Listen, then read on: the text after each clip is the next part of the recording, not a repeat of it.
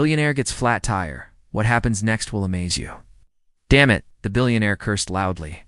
His voice echoed through the stormy winds and pouring rain of a turbulent day. He was on his way to sign a $1 billion deal when suddenly, boom, his car veered to the side of the road. One of the tires had blown out. With no cell phone signal, everything seemed hopeless. Out of nowhere, 3 young boys appeared, laughing and chatting. "Need some help, sir?" one of them asked. After only 20 minutes, everything was taken care of. The damaged tire was replaced by the 3 boys. The billionaire took out some money from his wallet as a thank you, but the boys refused. Just a few days later, a black SUV pulled up in front of the boys' home, delivering some very special gifts. Let us reflect on this true story. Don't forget to subscribe and hit the notification bell for more daily stories like this. Share your thoughts in the comments and let us know where you're watching from. We'd love to hear from you. The rain was relentless. Marcus, a self-made billionaire, was driving his luxury car carefully as the weather was not in his favor of haste. Rain was pounding on the roof of Marcus's sleek black car like a drumbeat, each drop a reminder of his already crumbling schedule. The windshield wipers swished furiously, struggling to clear his view on the winding, desolate road. He glanced at the glowing digits on his dashboard. Only 45 minutes until his critical meeting in the city. This wasn't just any meeting. It was a $1 billion deal, the kind that could define his career even further. Marcus had always prided himself on being in control. But today, control slipped from his grasp when the car jolted violently, accompanied by the unmistakable thud. A flat tire? Boom. Thump, thump, thump. "Damn it," he muttered, pulling the car over onto the narrow shoulder. He stepped out into the downpour, grimacing as the cold rain soaked through his tailored suit. The wind whipped around him, and the muddy roadside squelched under his leather shoes. Opening the trunk, he stared at the spare tire and jack, a sense of helplessness washing over him. Changing a tire wasn't exactly in his repertoire. He had people for that. He was standing on the outskirts of a small, deserted town, surrounded by vast expanses of sky and fields dotted with hills. He turned around, looking around, but there was no sign of people or houses on this lonely stretch of road. There was no one but him, the rain, and the ticking clock. As he debated calling for roadside assistance, Marcus realized his phone had no signal. He cursed under his breath. Once again, damn it, looking around for any signs of help. The road stretched endlessly in both directions, with only him, his disappointment, and his helplessness.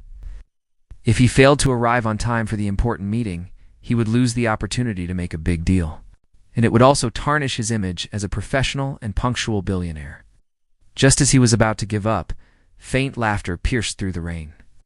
He squinted into the distance and saw 3 figures on bicycles pedaling toward him. They were boys no older than 15, their laughter cutting through the dreary storm. They wore mismatched raincoats, each splattered with mud from the puddles they had biked through. The trio slowed down as they approached the car with the flat tire. The tallest, a boy with curly hair and a worn-out blue raincoat, called out, "Hey, mister, need some help?" Marcus straightened up, blinking in disbelief. He glanced at their bicycles, then at their youthful faces. His instinct to politely decline wrestling with the reality of his situation. "Yeah, I got a flat tire," he finally admitted, gesturing toward the shredded rubber. "But I'm not sure if we can help." The boy in the blue raincoat, Alex, interrupted with a confident grin. His 2 friends, Sam and David, nodded eagerly. "We've done this loads of times, well, mostly on bikes, but it's the same idea." Marcus hesitated, watching as Alex handed his bike to Sam and knelt down to inspect the tire. "You've got a spare, right?" Alex asked, peering up at him through rain-spattered glasses. "In the trunk," Marcus said, stepping aside. The boys moved with a natural rhythm, each taking on a role as if rehearsed. Sam fetched the jack and wrench from the trunk, while David positioned himself to steady the car. Alex, the leader, began loosening the lug nuts with steady hands.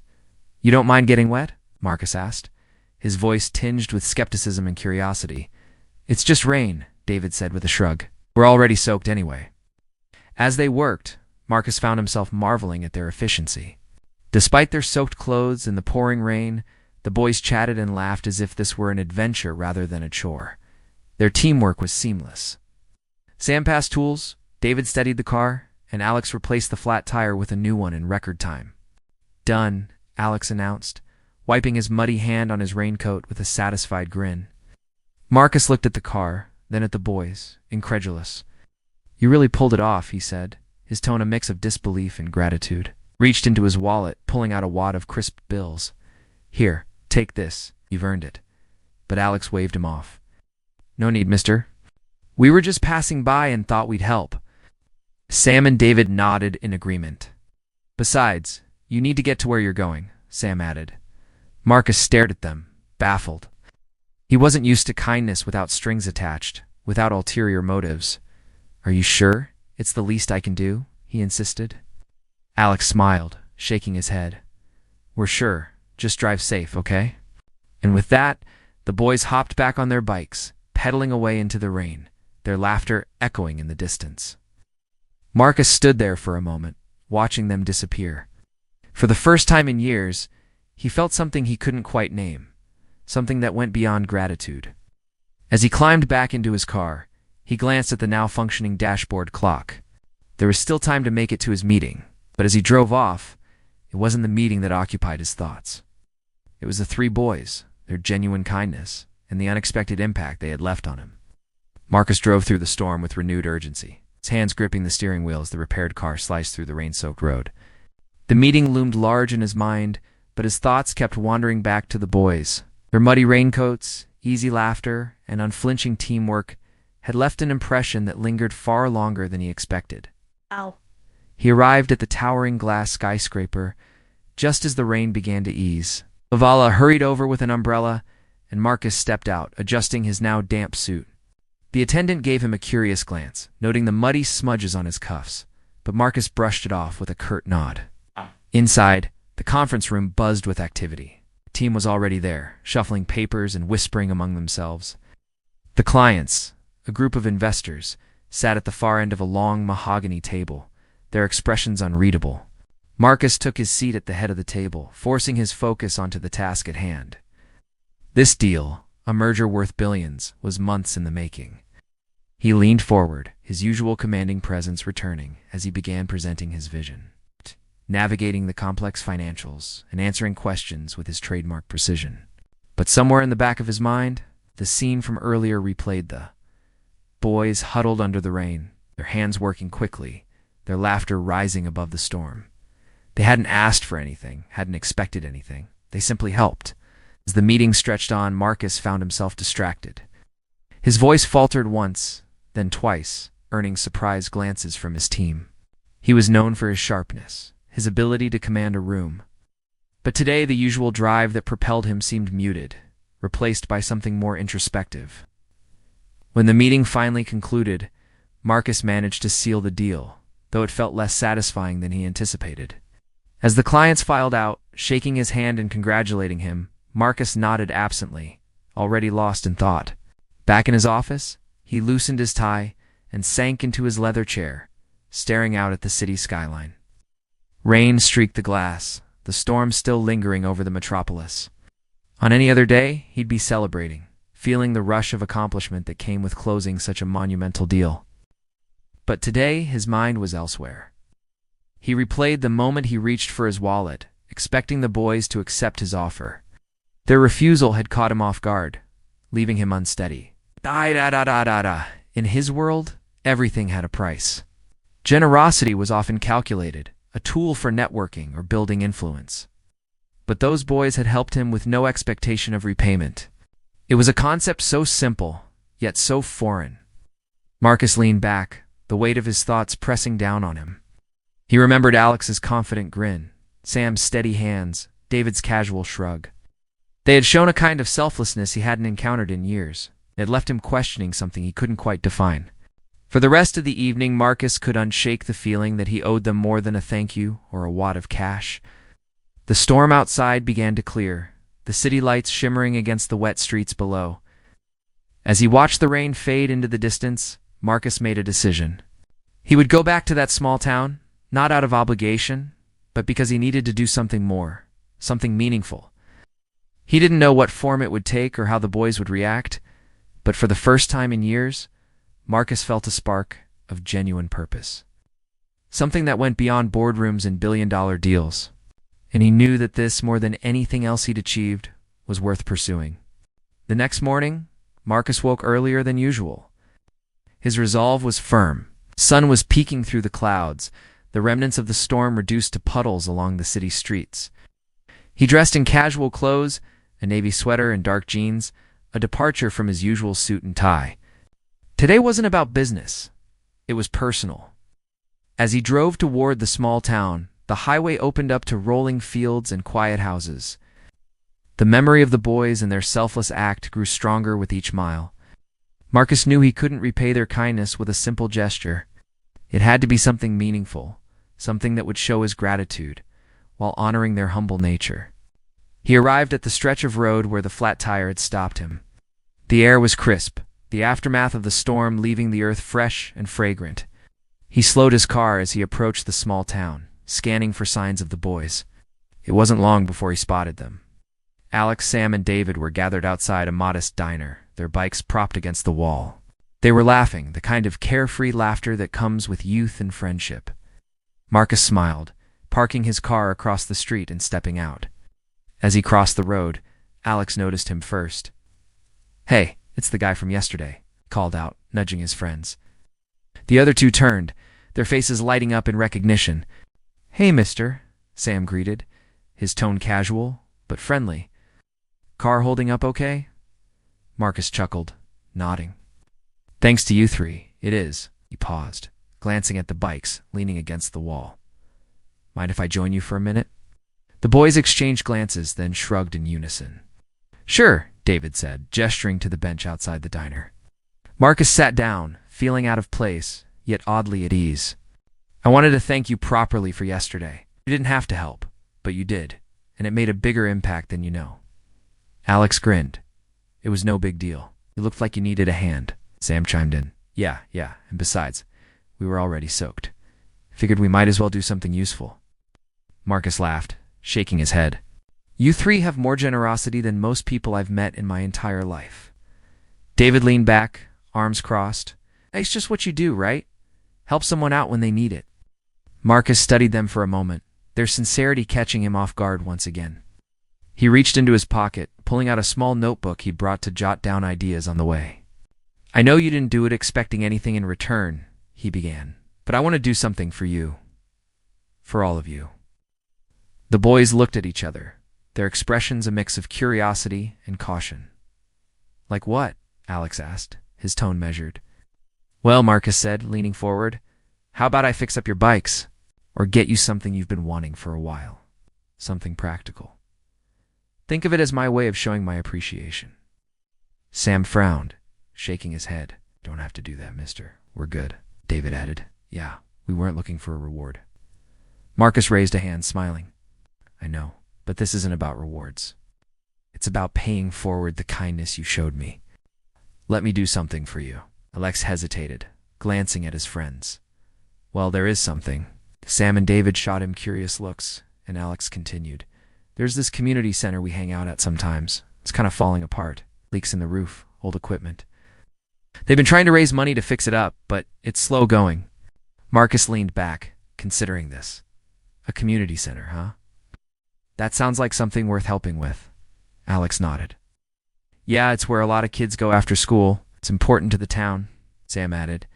"If you really want to do something, maybe you could help them out instead of us." Marcus smiled, a sense of pride swelling in his chest. These boys weren't just kind, they were thoughtful, looking out for their community even when offered something for themselves. "All right," he said, standing up.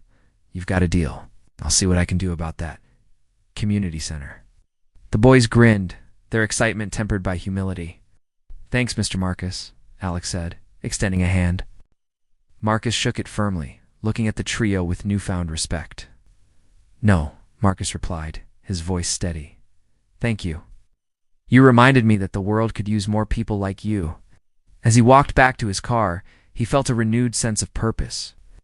Helping the boys was just the beginning. The small town had something special, and Marcus was determined to be a part of preserving it. As he drove away, the image of their smiling faces stayed with him.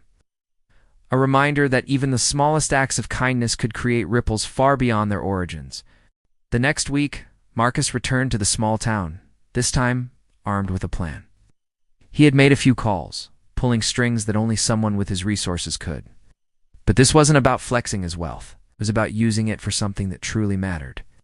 He parked his car near the diner where he'd first reconnected with the boys and stepped out, scanning the street. It was quieter today, the lazy hum of a small town settling into its midweek rhythm. Alex, Sam, and David weren't at the diner this time, but Marcus wasn't worried. He knew where to find them. After chatting with a few locals, he made his way to the community center they had mentioned. The building was modest, its once bright paint faded by years of wear and tear. The roof had visible patches, and the playground behind it looked like it hadn't been updated in decades. Yet there was a charm to it, a sense of purpose that shone through the imperfections. Inside, Marcus found the boys sitting at a table covered in papers and markers. They were working on a banner that read Community Center Fundraiser. Every little bit helps. When they saw him, their faces lit up with surprise. "Hey, Mr. Marcus," Alex greeted, setting down a paintbrush. "What are you doing here?" Marcus smiled, stepping closer. "I told you I wanted to help, didn't I? Thought I'd come see what you're working on." Sam gestured to the banner. "We're trying to raise money for the center. Got a bake sale and a car wash planned for the weekend." David chimed in. "It's slow going, but every bit counts." Marcus nodded, impressed by their initiative. "You three are something else. You know that? But I think we can speed things up a little." The boys exchanged curious glances. "What do you mean?" Alex asked cautiously. Marcus knelt to their level, his tone serious but kind. "I made a few calls. Some friends of mine in construction, equipment suppliers, even a few local business owners. They're all on board to help fix this place up." The boys stared at him, their eyes wide with disbelief. "You're serious?" Sam asked, his voice barely above a whisper. Marcus nodded. "Completely. This center is important to your community, and you three reminded me that helping others can mean more than anything money can buy. The repairs start next week." Alex looked at Sam and David, his face breaking into a grin. "Did you hear that? He's going to fix the center?" David jumped up, his excitement contagious. "This is amazing. The kids are going to love it." Sam, always the practical one, frowned slightly. "But how much is all this going to cost you, Mr. Marcus?" "You don't have to spend so much just for us," Marcus laughed, standing up. "Sam, this isn't just for you. It's for everyone who uses this place now and in the future. And trust me, it's worth every penny." The boys were buzzing with excitement, but Marcus wasn't finished. He turned to the door as a woman entered, her arms full of papers and a tired smile on her face. She paused when she saw him. "Hi," she said, her tone polite but wary. "I'm Lisa, the director of the center. Can I help you?" Marcus extended a hand. "I think I'm here to help you, Lisa. The boys told me about the work you're doing here. I'd like to pitch in." Lisa's eyes widened. "Pitch in? How?" Marcus gestured to the building. "I'm organizing a full renovation. New roof, updated playground, proper equipment for the kids. Whatever you need to make this place what it should be." Lisa blinked, her hand covering her mouth. I don't even know what to say." "Say yes," Marcus replied with a warm smile, "and let me know how I can make your job easier." Lisa looked at the boys, then back at Marcus, her voice trembling with emotion. "Yes, absolutely yes, thank you." Over the next few hours, Marcus worked with Lisa and the boys to create a detailed plan. The renovations would begin immediately, starting with the roof and structural repairs. Marcus made notes as Lisa spoke passionately about the programs they wanted to offer, but couldn't do to the building's condition. The boys chimed in with ideas for the playground and activity areas, their energy infectious. When Marcus finally left that evening, the sun was setting, casting a golden glow over the small town. He looked back at the community center, imagining what it would look like in a few months, a place that wasn't just functional, but thriving, filled with laughter and possibility. Driving away, Marcus felt something shift inside him. This wasn't just a project. It was a chance to leave a lasting impact, to honor the selflessness of three boys who had reminded him of the importance of connection and kindness. He smiled, gripping the steering wheel a little tighter. For the first time in years, Marcus felt like he was exactly where he was meant to be. The renovations began swiftly, with teams of workers arriving at the community center the following week. Marcus ensured that everything was planned to the last detail. The old leaky roof was replaced first, followed by repairs to the walls, plumbing, and electrical systems. It wasn't just a restoration, it was a complete transformation. Alex, Sam, and David were there every day after school, watching in awe as the center changed before their eyes. They helped wherever they could, carrying tools, clearing debris, and even painting walls. The construction workers quickly grew fond of the boys, often joking with them and letting them take on small tasks under supervision. Marcus made frequent visits, overseeing the progress and chatting with the workers. But his favorite moments were the breaks, sitting outside with the boys and Lisa, discussing plans for the future of the center. Each day, Marcus felt a deeper connection to the community and the project. One bright Saturday morning, as the workers were finishing the final touches on the new playground, a crowd began to gather. Families from the town had heard about the renovations, and the excitement was palpable.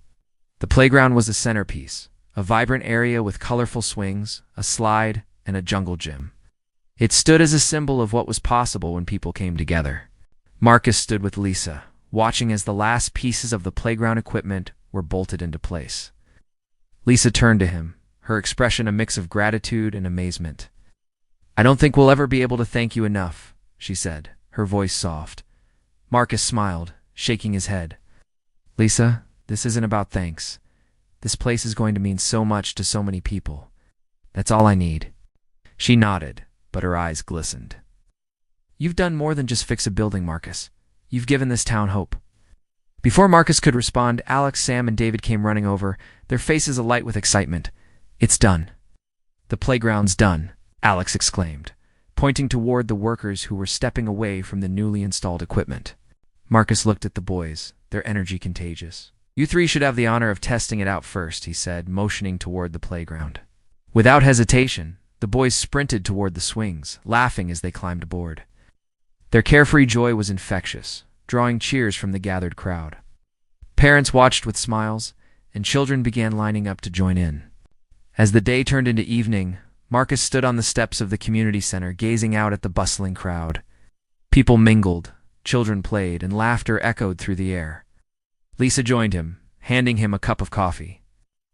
"You've changed this place, Marcus," she said, her voice filled with emotion. "But I think you've also changed yourself." He chuckled, taking a sip of the coffee. "You're not wrong," he admitted. "Those boys, they reminded me of something I'd forgotten. Kindness doesn't have to be complicated. Sometimes it's as simple as stopping to help someone in need." Lisa smiled. "And sometimes it grows into something much bigger." Later that evening, as the event wound down and families began to head home, Alex, Sam, and David found Marcus near his car. Yes. They stood quietly for a moment before Alex stepped forward. "It's Mr. Marcus, we just wanted to say thanks. Not just for the center, but for everything," Alex said, his voice earnest. Marcus knelt to their level, looking each of them in the eye. "No, thank you. If it weren't for you three, I wouldn't have remembered what really matters."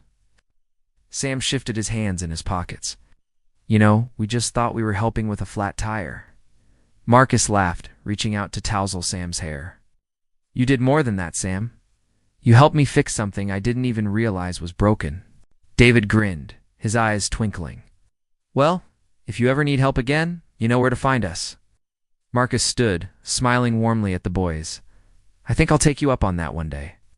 The boys waved as they walked back toward their families, leaving Marcus standing by his car. He watched them go, a profound sense of fulfillment settling over him. As Marcus drove away that night, he didn't feel the emptiness that had once been his constant companion. Instead, he felt whole. The community center wasn't just a building. It was a symbol of what could happen when people came together, when they chose kindness over indifference. Join the movement for kindness. Subscribe to the channel, share your thoughts in the comments, and make these stories a part of your daily life. Together, we can create real change. Subscribe for more stories that will restore your faith in humanity.